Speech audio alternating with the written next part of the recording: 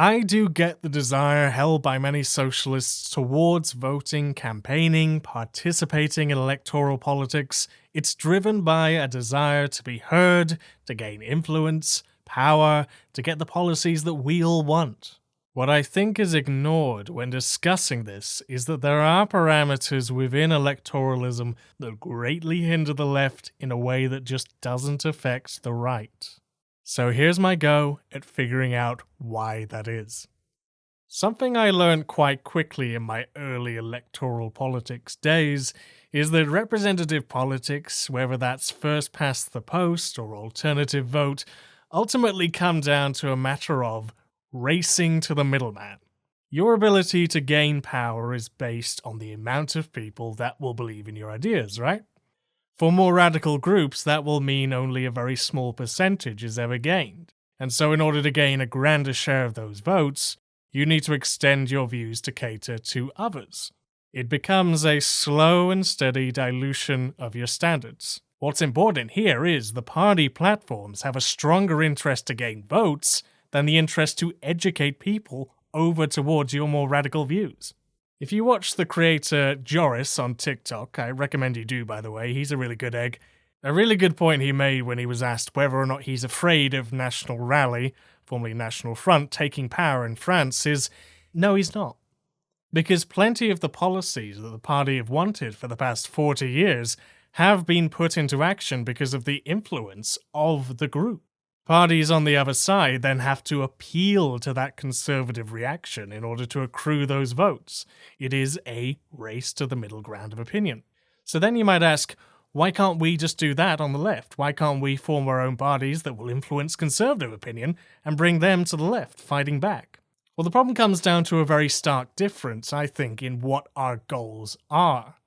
Left and right aren't just two different relative opinions. You can more so think of them as the genesis and the antithesis of the status quo ante, as it were. If you're wondering why the right are so much better at huddling together whilst the left seems to do nothing but bicker about and fight over who's correct, that's why. Conservatives already have their foundational base. They live in it. They're just interested in hanging on. Something that has broader appeal to the average person, something we're all brought up with. Socialist thought historically, then, at the furthest end, is really desiring a complete rupture from that. Sectarianism might be a problem, but you have to understand that there's a material reason for why there is so much debate. It's not an infantile disorder, as some may believe. A few weeks ago, I came across this essay by the late David Graeber explaining why he thinks there are so few anarchists in academia compared with others, like Marxists. The basic thrust is summarized in this passage. It's not that anarchism doesn't lend itself to high theory, it's that it is primarily an ethics of practice, and it insists beyond anything else that one's means must be consistent with one's ends. One cannot create freedom through authoritarian means, that as much as possible, one must embody the society one wishes to create. This does not square well with the operating within universities that still have essentially a medieval social structure, presenting papers at conferences in expensive hotels, and doing intellectual battle in language no one who hasn't spent at least 2 or 3 years in grad school would ever have a hope to be able to understand. That doesn't apply just to anarchists, I don't think. That applies to all kind of left-wing opinion. There is some kind of very nucleus within the left-wing scene that is interested with changing the world, right? I think that's not too controversial to say. It's why on the left there is such a desire to educate and enlighten people on fundamentally different economic and social beliefs. That, like I said, runs counter to the very nature of electoralism. You don't need to educate, just get the votes. I'm not saying that politics is purely about changing all your beliefs, obviously, just that there is observably an interest to cut away many of those standards in an attempt to gain larger ground. The interests, like everything, are what are important. And these interests might make you seek short-term goals instead of more systemic ones. See members as due-paying machines, increase bureaucratization, so forth. That doesn't just apply to parties, by the way, that applies to orgs too, as I and many others have had plenty of experience dealing with. By the way, bit of a hot take, but constant back and forth within the left is not necessarily something to be ashamed of, something that we need to fix or something like that. It speaks to a desire to not just simply be satisfied with our current state of affairs. I can get pissed off if I say something bad or I hold a crap belief or whatever. I've done it. Lots of people have done it. But I should at least be happy that there will always be people ready to challenge that, instead of bolstering vulgar or backwards opinions. I am, after all, only one man, and I'll take a bit of gatekeeping over slow and sluggish opportunism any day. So that's why I'm skeptical of lefties desiring to win elections. It's not just a wrongful use of our time and energy, it also leads to severe departures from our beliefs. Now, can you think of someone who espouses right-wing rhetoric and standards to bolster their own base whilst claiming to be nominally socialist? He's in the thumbnail. Something is rotten in the state of Britain. A tale of two princesses, one of them black, one of them white, both of them on the rough end of establishment treating. That's right. George Galloway. George Galloway.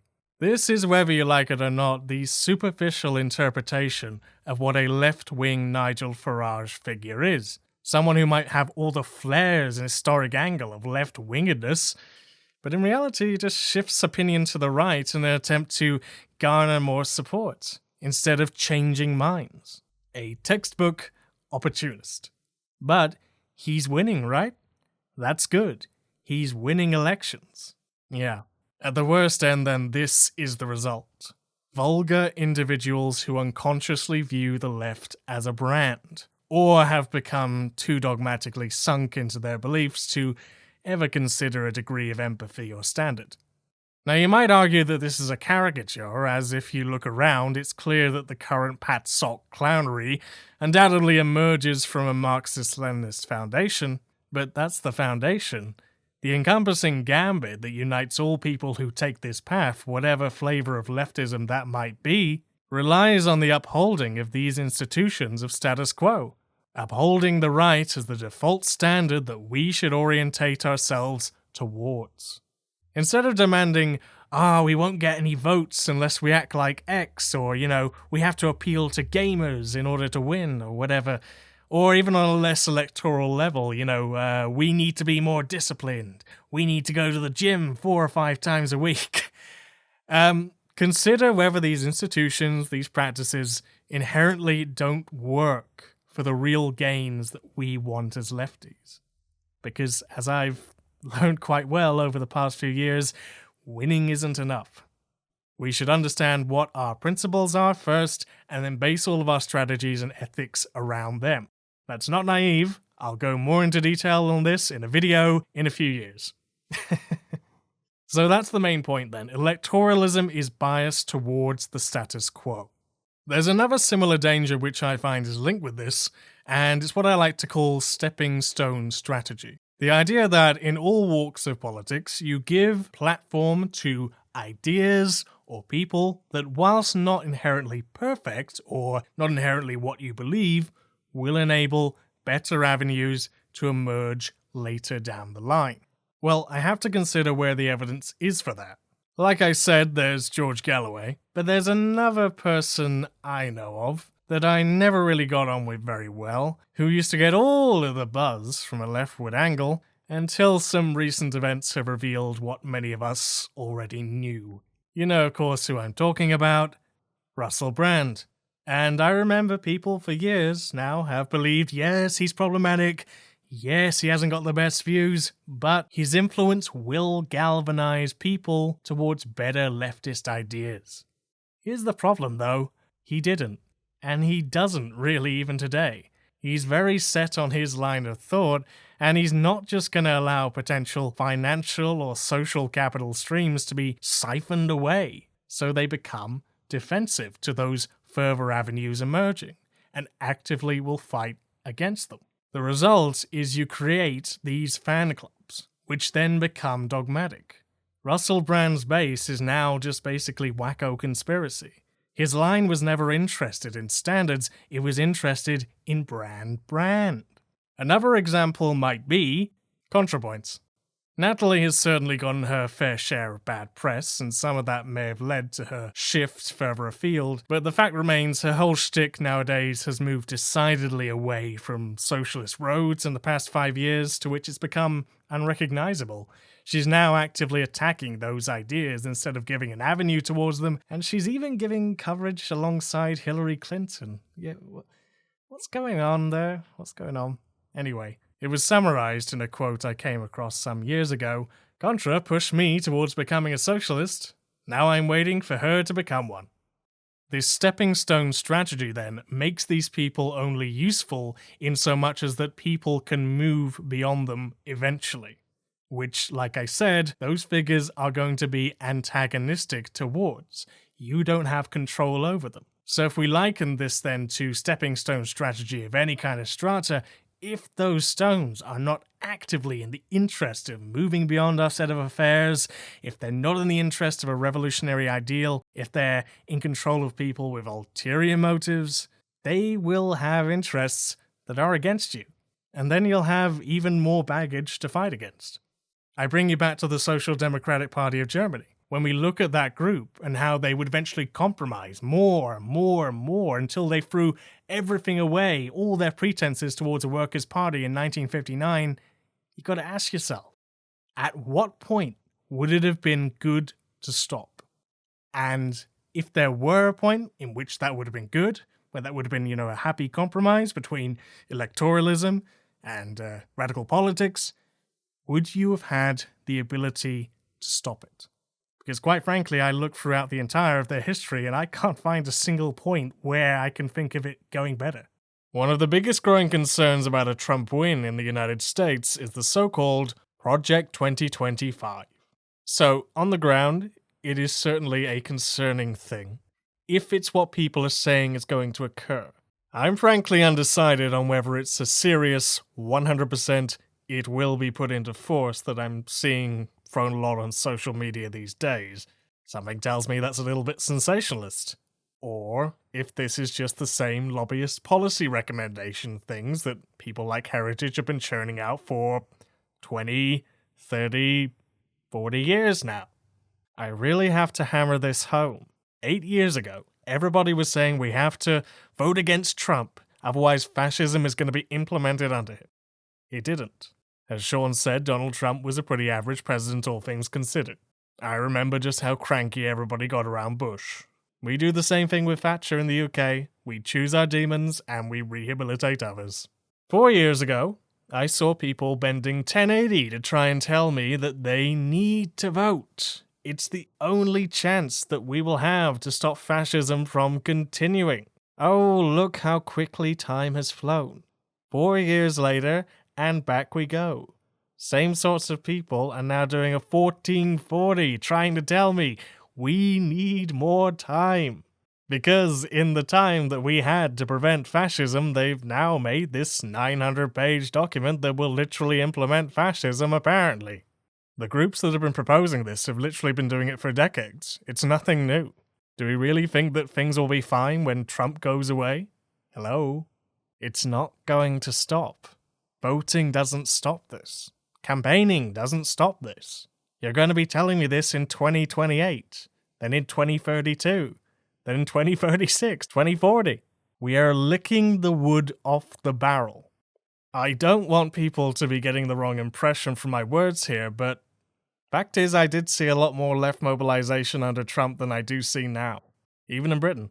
I don't know how much of that is due to fascists on the street, but it's an elephant in the room to think about that we don't have this same kind of call to urgency, at least from what I'm getting from media coverage, that we did under Trump. That's not me calling for accelerationism. It's a genuine observation that I feel we ought wrestle with. Also, quick ask, why hasn't Biden said anything about this? If this is really the most oh my god, this is it, this is the end, don't you think this would have been quite a pressing concern for him this whole time? Yeah, two things just don't add together for me. So that's where I'm at. But really though, what has been said for the past 4 years under Biden? If your answer to Biden chooses to simply be, well, he can't do anything when it comes to Palestine or LGBT legislation or Roe v. Wade and stuff like that, then frankly, well, you do start sounding like a Marxist-Leninist. Maybe there's something going on there. I brought this up in my videos before last that I don't like using the word tanky because it often feels like projection and hiding repugnancy that you might also hold. And I think this is the perfect example. If your position is, there is no alternative, and even if we did win, that thing that you wanted to be done couldn't be done because of reasons, and also don't criticize them too much during the election because otherwise the right might win, and so on, and so on. How exactly are you really much different from the tanky under the bed that so many criticize? Because that's what Marxist-Leninists do. There is no alternative. The material conditions won't allow this to happen. Don't criticize him too much, otherwise the terrorists win.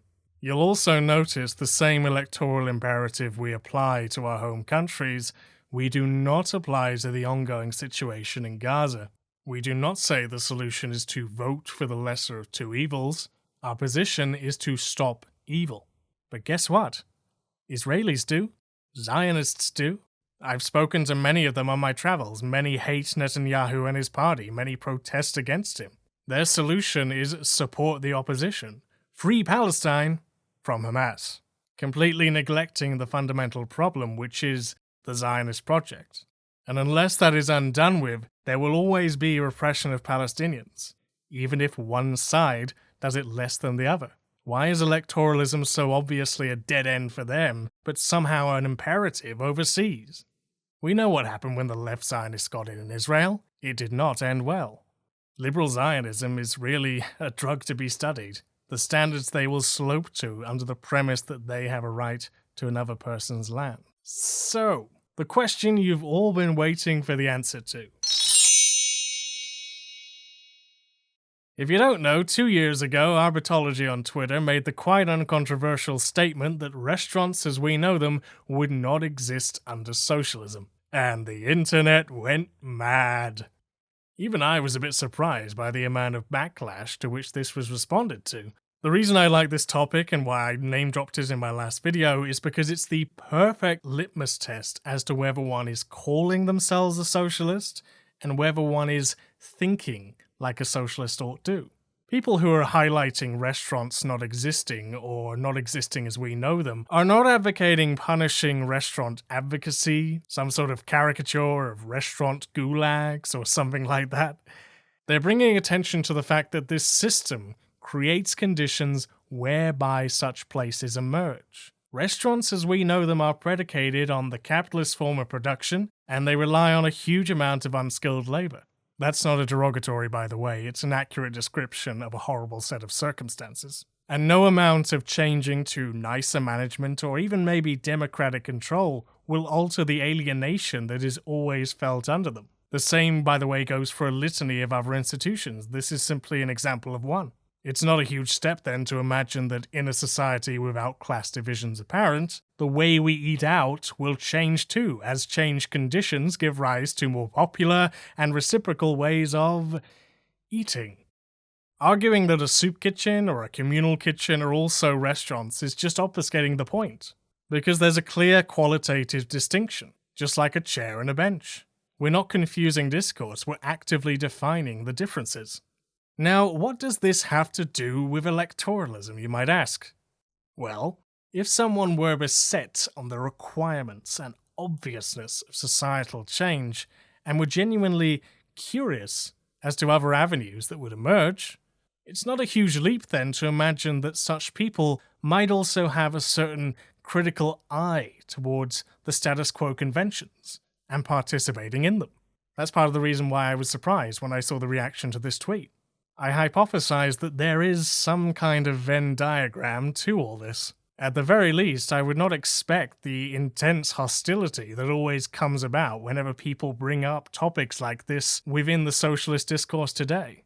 I'm not expecting you to agree with every point I make. What I am hoping is that if you are serious about socialism, that you would be receptive to the general gist of it. Not just go, yeah, nice words, but this is more important. Come back when you have a blueprint, point-by-point strategy. Politics requires a degree of imagination, and if your imagination halts in favor of that status quo thinking, or so-called pragmatism, you might be going down a dead end ultimately. I used to feel that electoral roads were effective. I did, especially when we had that glimmer of hope during the Corbyn years. I'm not some ideological anti-voter. I've come to that opinion because of what I've seen over the past 11 years. It's nothing new. People have been saying stuff like this for generations. We're often told, aren't we, that as you get older, you throw away those juvenile antics and you accept the reality of our electoral setup and you work with what we got. Oddly, that hasn't happened with me. If anything, I personally feel more in tune, or at least I hope I am, with a more radical direction than I ever have been. And it's not from lack of experience with those systems, but in many ways because of them, and the dead ends that they always turned up. In 2028, Yanks are probably going to be doing the big hurrah for Alexandra Ocasio-Cortez, and a new generation will suddenly be all under her swoon. And I'll be here going, here we go again. At least, I hope, with the prevalence of more information, that eventually people can break out of that cycle. It really does seem that since October 7th, there can be that realization amongst some people that more needs to be done. I really have felt that. But I worry. I worry that once a new set of circumstances emerges, politicians will simply do what they always do and hop on to the cultural zeitgeist that pulls more of that discontent back into the arms of the establishment, and we won't even realize it. But I have to hope that maybe that won't happen. I came across a video literally the other day, which I feel encapsulates perfectly a lot of people's frustrations regarding this desire towards radical aims and radical efforts. As just in case capitalism doesn't fall in our lifetime, are we allowed to do anything to improve our lives in the meantime? It is true that capitalism is the root of most people's issues, but it is also true that most people are not in a position to defeat capitalism. And even though a lot of people call for radical action, most people do not do that. I don't think that that should be a controversial point. Okay, yeah, we need to build a new society that's more equitable. I completely agree. I'm not questioning any of that. But I do think that the average person has completely disempowered themselves by ending the conversation with, well, we need to get to the root. Or really what they mean is somebody else needs to get to the root in 300 years when we're all dead. That's certainly a valid concern. We shouldn't just be putting off genuine desires to make oneself better just because our state of affairs are as they are right now. Sadly, as I've demonstrated, people's only alternative impulse to this just tends to be join party, do campaign. And that's not much better. Numerous activists proclaim to be doing something, when in actual fact they're probably just doing more harm than good. When more progressive or centre-left candidates have gotten into power, positive effects have emerged from it. That's true. They certainly have, and they certainly do. And if I have sounded dismissive to people on the fringes of society in my words, then I do apologize. The issue I'm dealing with is that there just is a hell of a lot more to electoral politics than simply that fact.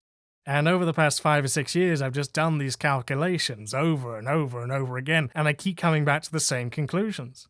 It's easy to vote, but then you need to have a campaign. Well, let the Liberals do the campaign, but we need those people on our side. It's harm reduction, but then evil keeps on getting worse on the outside. You can do both, but then the radical activities inevitably become sidelined, and so on, and so on. So the conclusion that I came to is that the energy that we have, that we are able to use, have to be directed towards efforts not just that will improve our lives, but will also be within a space that is directed towards a revolutionary ideal. I know that that sounds like vague gesturing, but I do have an example from my life that I will talk about now. We need to create radical third spaces. In Bristol, there used to be a little cafe bookshop called Hydra Books, of which I used to be a volunteer. It was a complete shithole at times, but it was our shithole. And it allowed a space to be given for people from all walks of life to be introduced to radical new ideas. Importantly, it allowed a sort of congregation, a comfortable space that you knew you could go to and you could find community and safety. It wasn't all just books and lectures. We did a lot of musical gigs, festivals, and plain-ass parties. It was fun. And when you get all these people together, mixed with a feeling of empowerment and ownership, you organically start planting the seeds for those new horizons to be created. Hey, maybe we should make a tenants org, maybe we should set up a food drive, a free shop, a book fair, etc., etc. And all these things just start falling in place, coming together. Now, Hydra came about through funding through Bristol Radical History Group. They're themselves a grassroots group who do archival research on local history and provide reading material, events, and exhibitions for the public. They're great folks, only a small handful of people, but everyone knows them. They also helped in conjunction with the Colston Four, who toppled the Colston statue back in 2020. This is what I mean when I say creating resistance can just start from forming a group with your friends. Not a group that asserts that they must go to the masses, or they must lead the people, but one that just does meaningful work and gains respect from everybody. That's what people want to see. Of course, good things can't last forever. Eventually the lease ran out, and after 8 years, Hydra closed its doors in 2019, where it's been sitting for the past 5 years, accumulating value for the developers. We all look back with fond memories and weep for the place that we took so much for granted. It was honestly unlike any other radical co-op I've been to.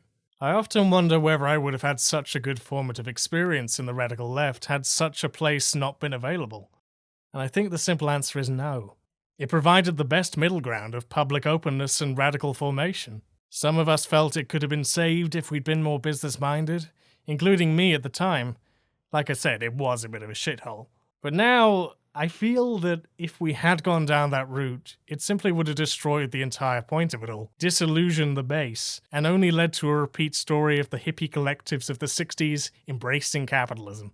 There was, I think, some alternative that could have been done somewhere along the line. But my point here is that having a space that you can control and create new avenues is a very productive solution.